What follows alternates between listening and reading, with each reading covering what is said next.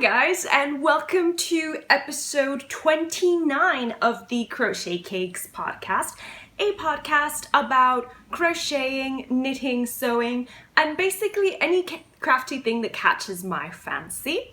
My name is Clarissabeth, and I just want to thank you so much for joining me today. And speaking of today, it is Sunday, the 9th of July. It is a very overcast day here in Puerto Rico. It started raining at about 6 in the morning, and the sun seems to be trying to make its way through the clouds, but I am not entirely sure how successful it's being at that. So bear with me if the light looks weird, if everything just sort of changes the colors. To try and make up for it, I wore very, very bright lipstick for you today, just in case it looks a bit dreary. I have a lot of things that I want to chat about with you today, specifically a lot of things that I forgot to mention last week, because even though I do write down notes, I sometimes forget to actually look at them, and today I made sure that they're with me so I don't forget what I want to chat about with you guys. I hope that you have all been well and you've been able to craft to your heart's content, and that wherever you are, the weather hasn't been so unbearable that you can't crochet or knit. Here in Puerto Rico, we had a couple of unbearably hot days in the previous weeks. It was the 4th of July just this past week, and it was sweltering. I don't think I was able to pick up any crochet. And you know, of course, if you follow me on Instagram, I kind of mentioned that I wasn't able to knit or crochet or basically do anything that required me to grip, because I had a very, I don't know what happened, but my hands were very swollen and it just hurt. Like, still doing this today, it's a bit painful, but it's not unbearable as it was on Tuesday, Wednesday, and Thursday. And it all started on Monday. I was trying to really put some knitting time into Mom's socks, because Mom's birthday was the 6th of July, and I started feeling like a pain in my thumb. But I ignored it. I thought it was all fine and dandy until, of course, it wasn't.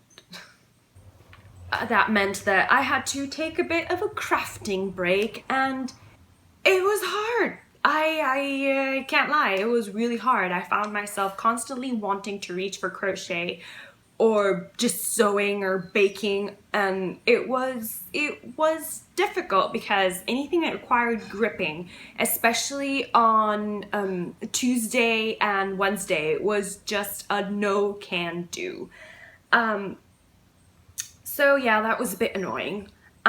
Speaking of annoying things, something that I forgot to mention in the previous podcast was that I am really just annoyed with Instagram.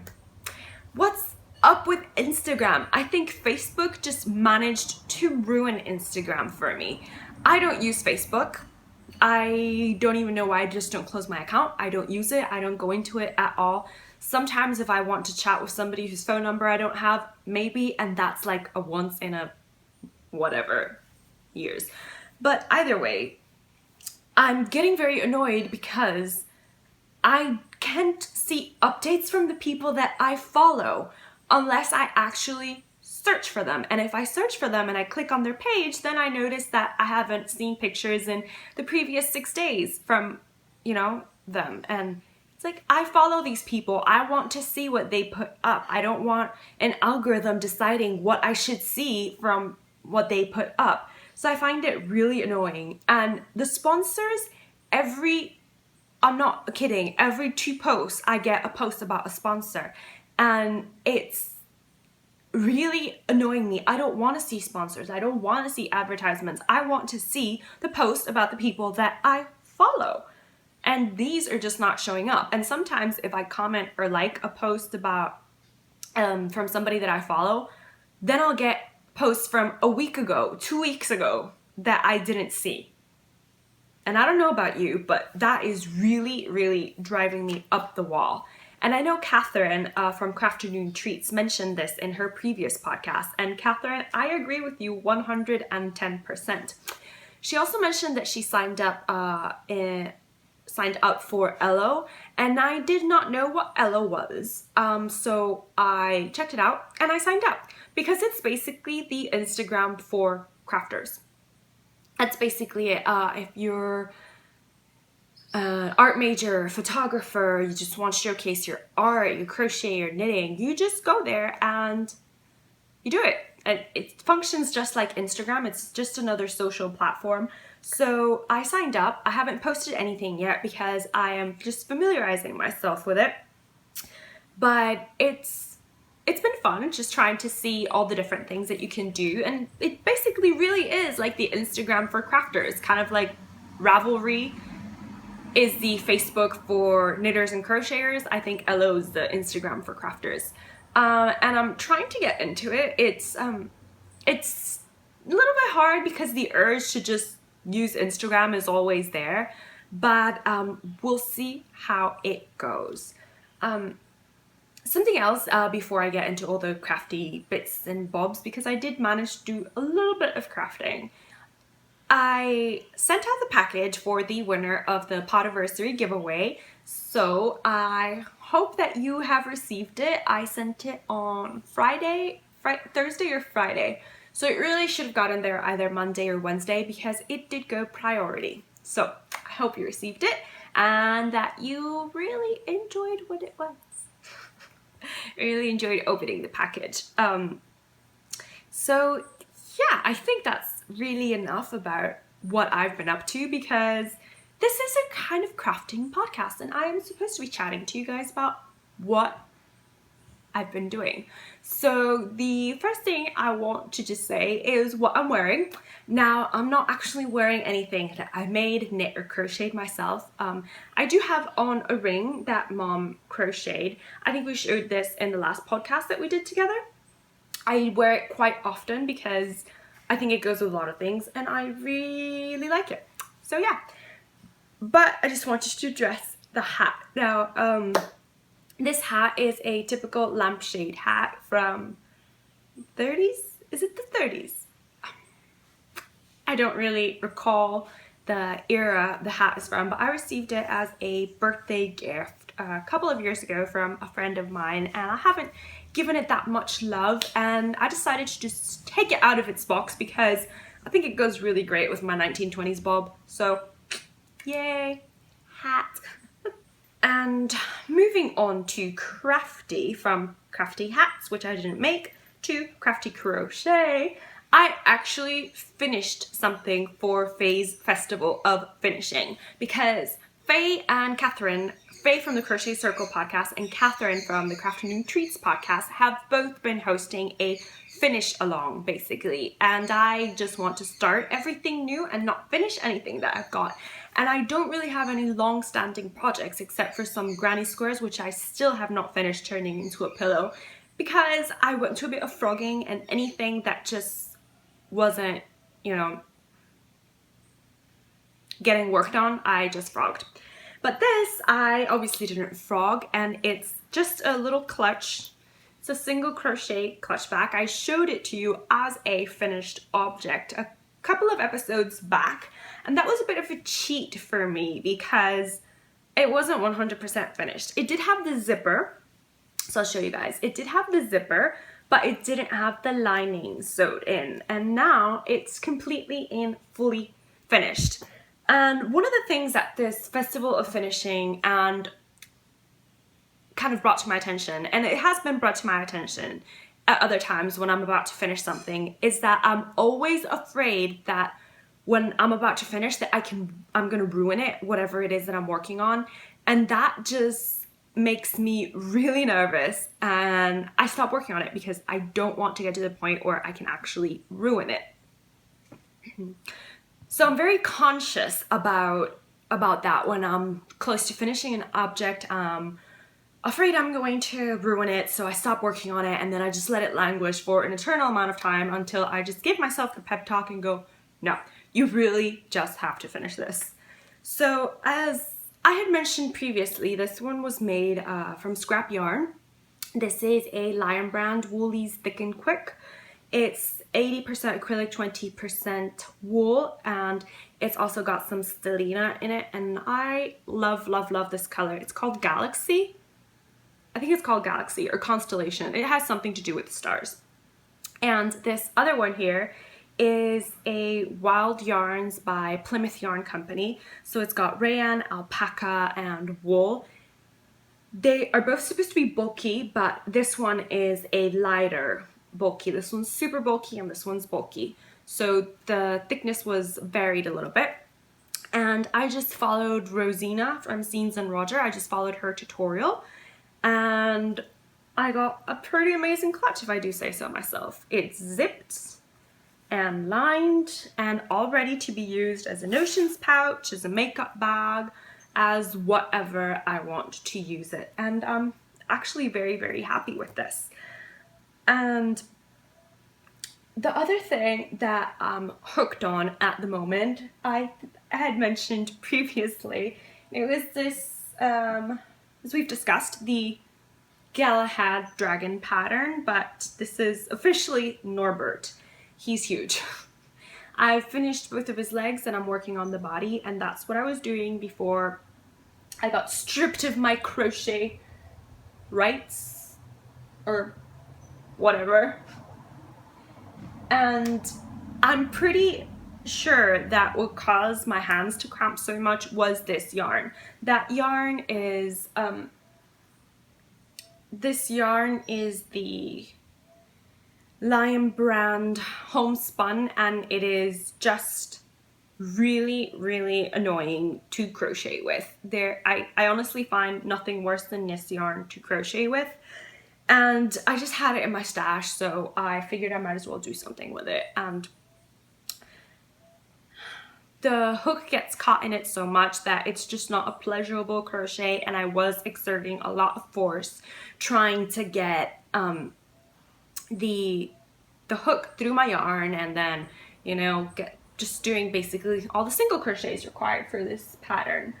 Now this pattern, as I've mentioned previously, is the Galahad pattern. This guy is Lancelot here, but this is the Galahad pattern by Laura Taylor from the Stitch Tower on Instagram. I love all her amigurumi patterns, and I just wanted to kind of show you. Look at his legs and look at his legs. Like, it's exponential, seriously. This one, if you haven't watched a previous episode, this one was made with Red Heart Super Saver. It's a worsted weight yarn and the color is buff. Now,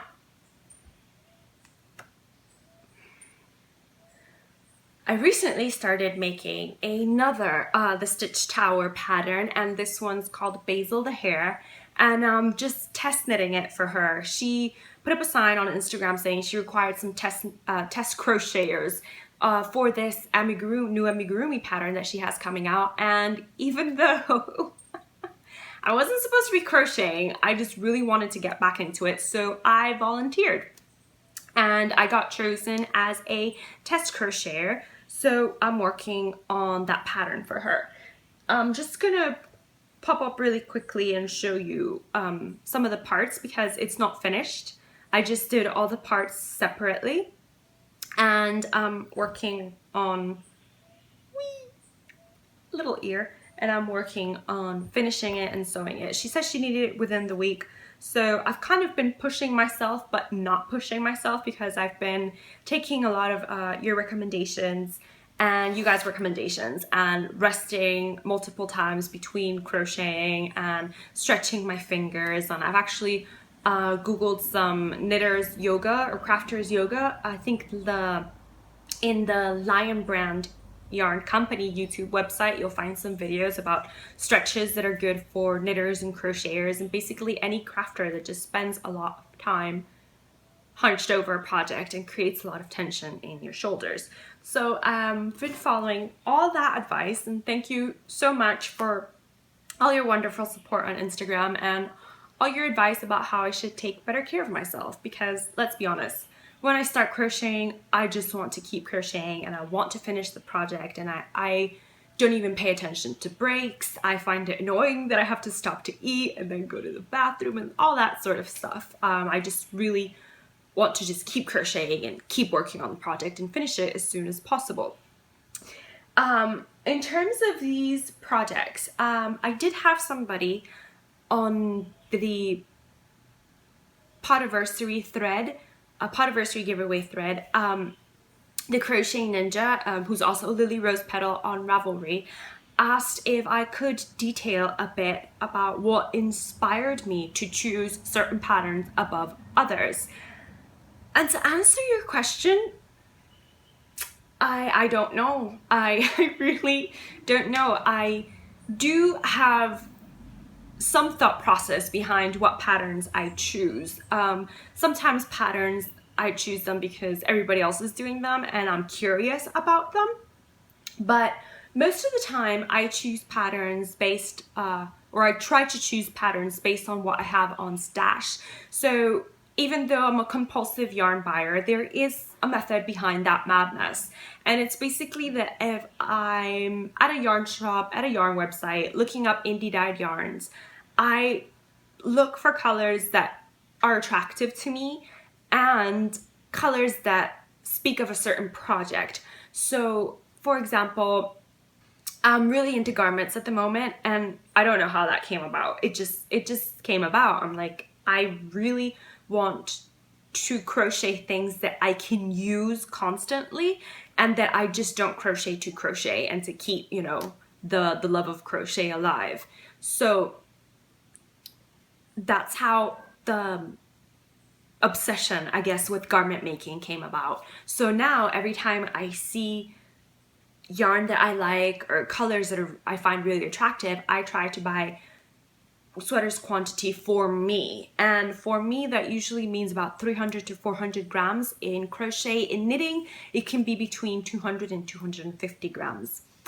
And I like to look at pieces when it comes to garments that I could wear with high-waist skirts. I really enjoy high-waist skirts, so pieces that I can wear with high-waist skirts or that I can layer on. So maybe it's a crop top that I can put on top of a sweater, but something that I can wear in Puerto Rico is basically what usually tends to drive my interest in patterns. And right now with the toys, I just have to admit, they're just cute. They're just cute. They called my attention, and that's why I chose them to work on them. And I think that's basically how I decide what patterns. I usually let the yarn speak to me, and sometimes I'll just look at a yarn and I say, that has to be this shawl, or that has to be this garment, this sweater. So that's really how I go about it. It's a combination of the pattern that I find attractive, but really is if I found the right yarn for that pattern. That's how I really decide what I want to crochet or knit.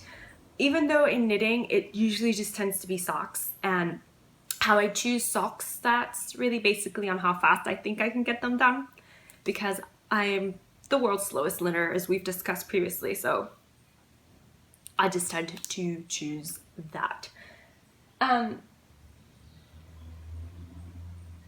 Yeah, so I hope that cleared up a bit of your question about how I choose patterns. If it didn't, feel free to comment and tell me to explain it again, because sometimes I have a hard time explaining things, especially things that are personal.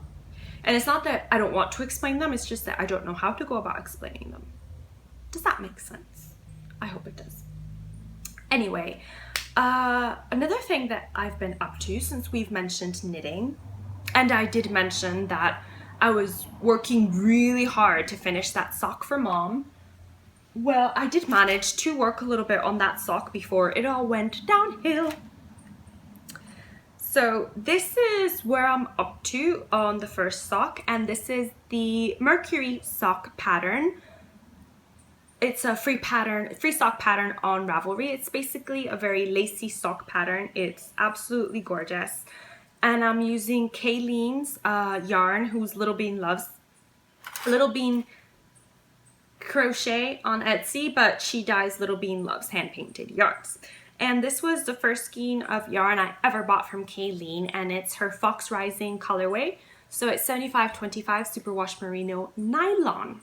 But this sock is just beautiful and lacy, and I'm still loving the pattern as much as I did before.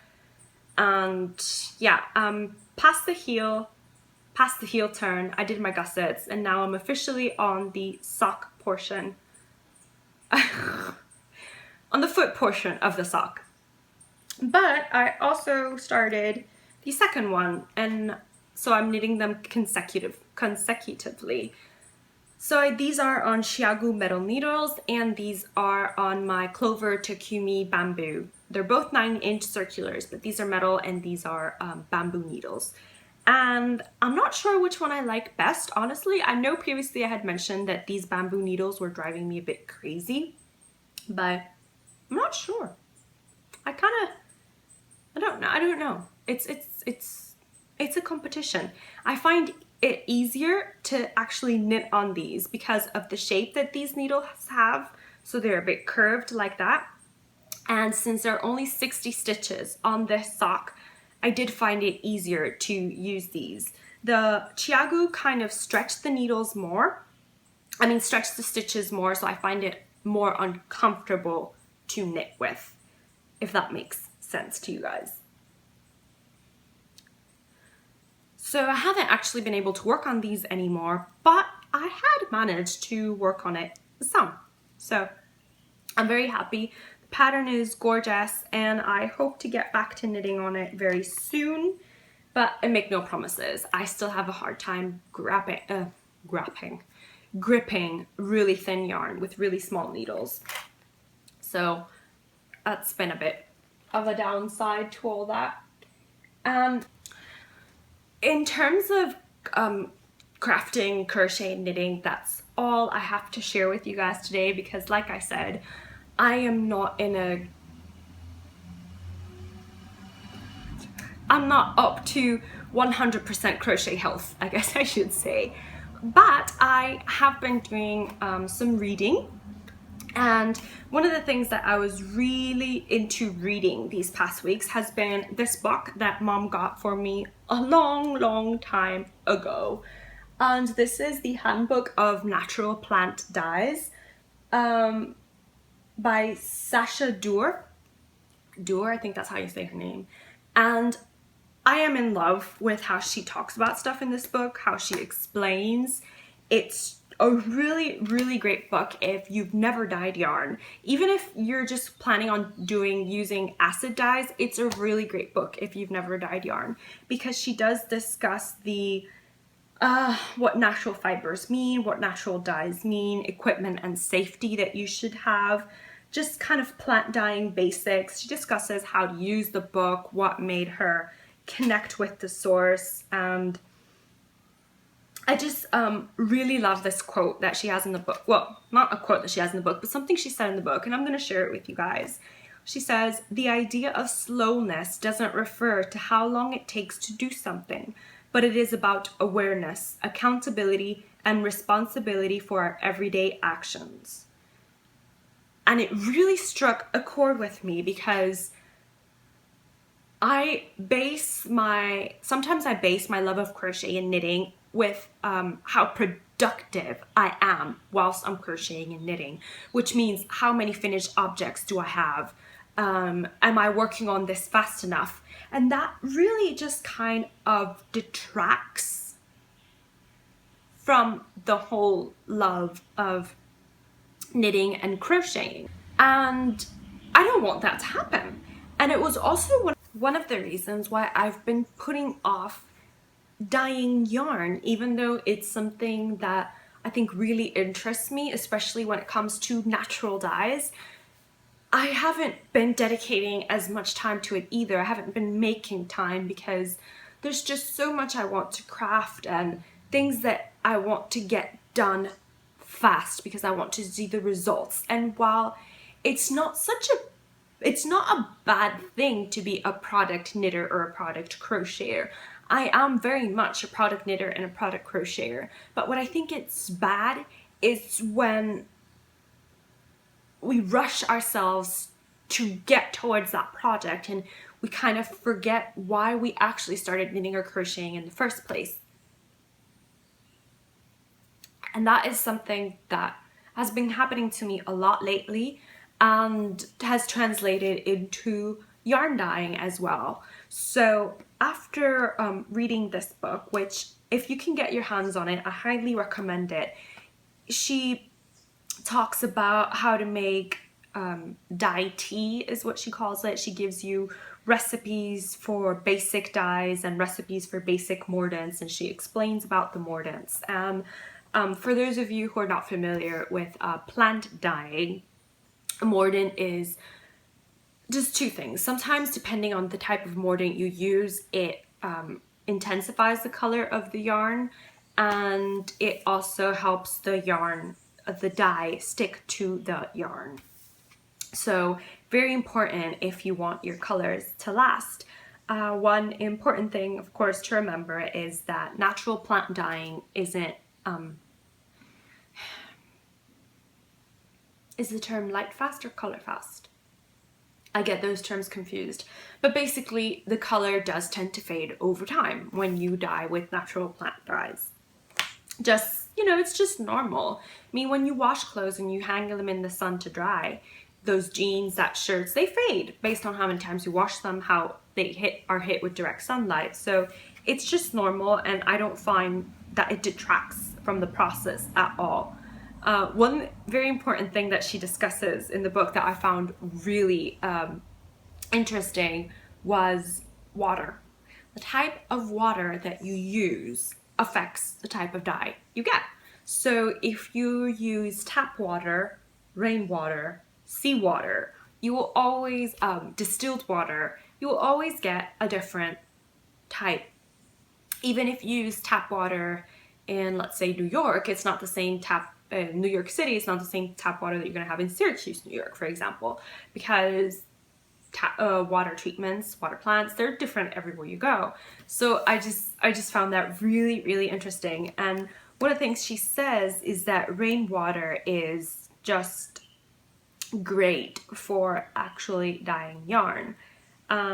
So it's all divided into chapters, the book, and she'll tell you about harvesting colors, and just look at those gorgeous colors that you can see there. And she talks about planting a dye garden, what dyes you should focus on, and just look at this one. This one's red cabbage. So yeah, I'm really fascinated by all the yarn dyeing, lingo. And that kind of inspired me to try a spot of yarn dyeing this week.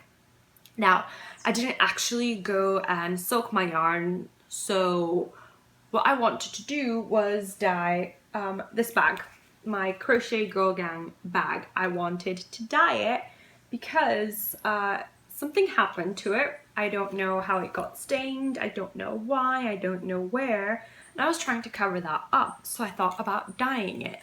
And Mom was roasting some beets in the oven, and as you know, beets just have the loveliest red colors. You can make lip stains from them. You can simply dab the end of a beet and just put it on your cheeks and you get immediate natural blush. And the color was just so beautiful. So I did something that Sarah suggests in the book, and that is, what does she call it? It's basically you're making tea, but you're making it in the sun. So you just take a glass jar, you put whatever pigment you want. So let's say you want red cabbage or turmeric. You put it in the jar with water. You leave it in the sun. The sun will extract the color, and you didn't waste gas heating up to extract the color of, to extract the pigments, right? So I did that. I got a beautiful, beautiful, gorgeous red color really, really fast. But as you can see, it didn't transfer. As soon as I took it out, even though I applied the mordant, I washed it, and I just got the normal Crochet Girl Gang color bag. So I just learned that, you know, beets, there must be a secret to actually extracting the color from them to get a reddish hue. But the way I did it didn't work, even though I did slowly build up heat and I let it sit for a long time, turned it off, let it sit for a long time. I actually forgot about it, so I let it sit for a day, and still not enough color got transferred. Like when I took it out of the pot, it was beautiful color, but when I washed it, man, all color just... Sorry about that, somebody called while I was recording. I guess that's the bad thing about using your phone to record, is you'll get text messages, interruptions, and phone calls. Yeah. Anyway, so I highly recommend this book. I've only read... I'm still in chapter 1, but I'm at the Mordants, but I'm still in chapter 1. I'm really liking the way she approaches natural dyes and how she discusses the process. And very inspiring. I hope to keep reading more of it, and I actually hope to get dyeing at some point. What else can I discuss with you today?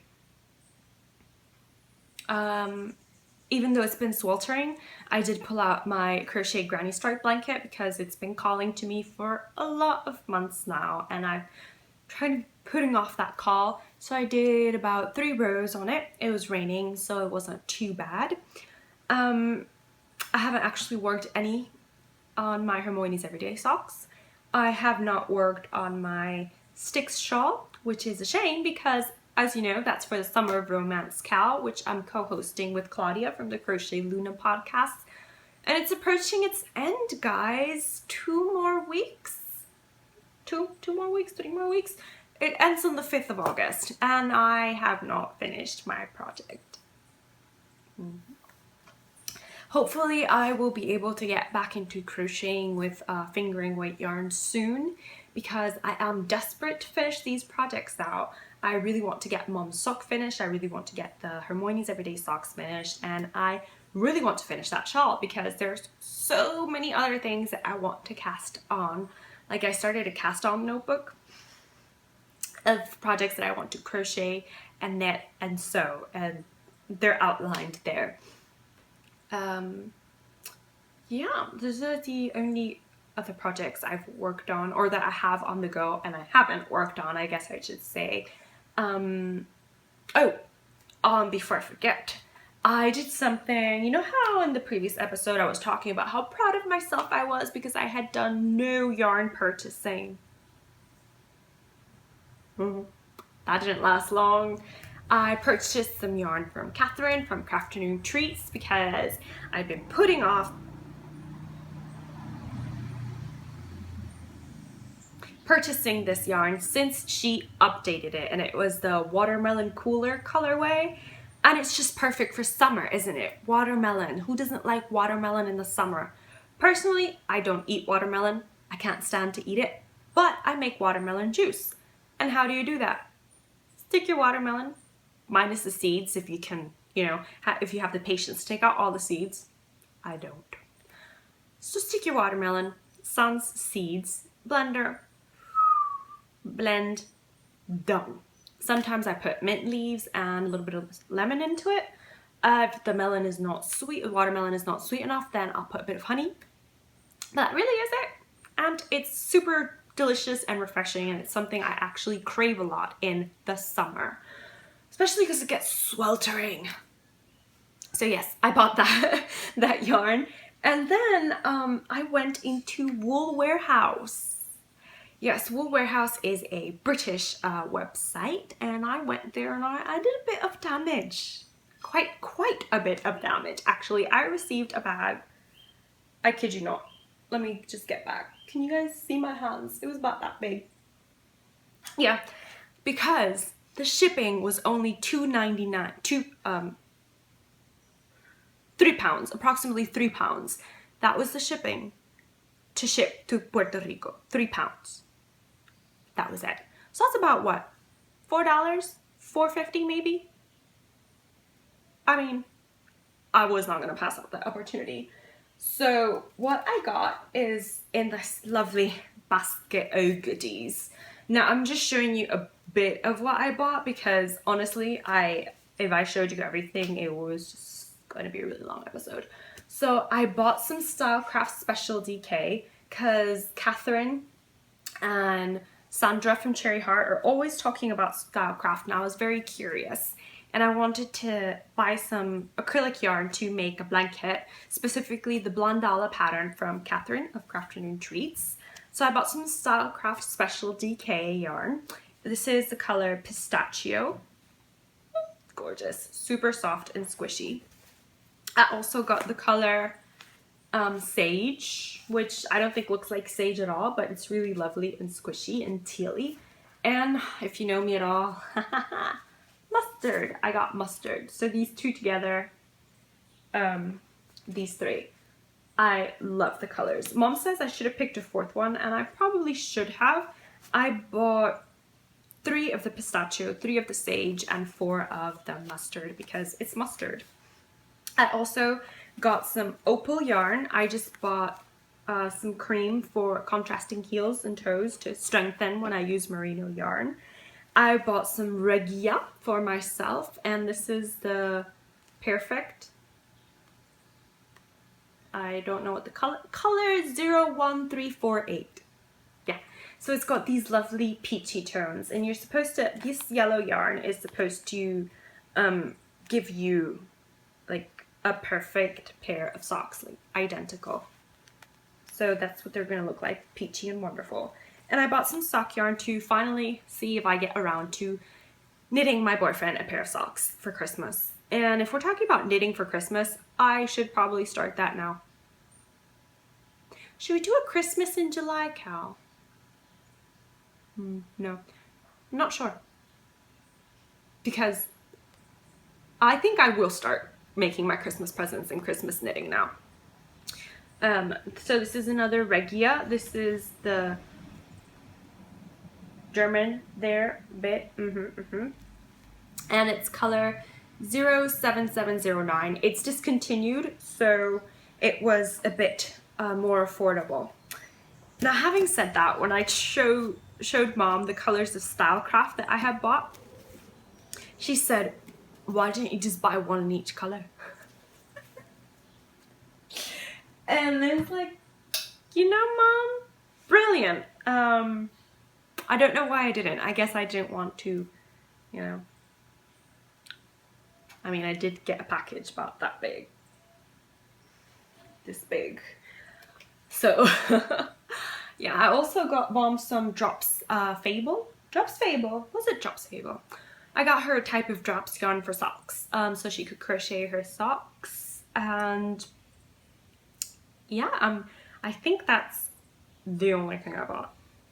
Right. I'm still dying to go back into Wool Warehouse website and purchasing some more of the Stylecraft yarn because it's just lovely. The feel is so soft, and I was a very pleasurable experience purchasing from Wool Warehouse. I mean, it took 5 days to get here only, which is amazing. It's amazing.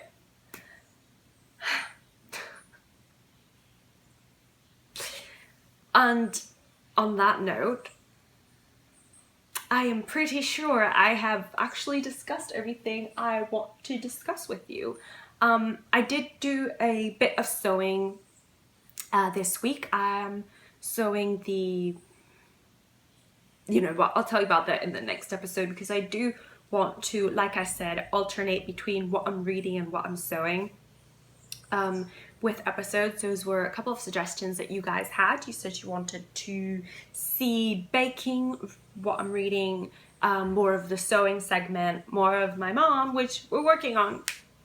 And I think you mentioned you just want me to basically chat about what I'm watching and things like that. So I'm just trying to do it alternating those different subjects every week because I do want to keep crochet there all the time. And knitting and crochet is what I do the most. So I wanted to keep that going. Yes. So I mentioned the Summer Romance cowl. But I really think that is it, guys. Hopefully my hands feel better for next week so that I can get into full on crafting and crocheting. Next week. Well, next week is going to be jam-packed because it's my boyfriend's graduation. We're throwing him a big party. It starts Friday, so I took Friday off, and it goes Friday, Saturday. His graduation is on Sunday. So it's jam-packed, especially because, you know, I'm gonna be baking a cake, I'm gonna be making some chili, some cornbread, some appetizers, and some stuff to just go along with whatever other meal he has planned. So it's going to be a very hardworking, well, I'm a hardworking individual. But what I mean is that Friday is gonna, this coming weekend, Saturday, Sunday, like the 14th, 15th, and 16th of July is going to be a no crocheting, sewing, crafting weekend for me because it's basically gonna be cooking, baking, cooking, cleaning, baking, cooking, eating. It's basically what it's going to be.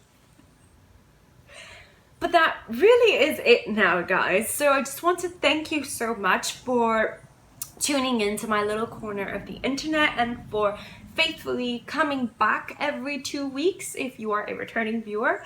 And if you were a new viewer and you just thought you'd pop in, then thank you so much for checking out this podcast and for spending time with me.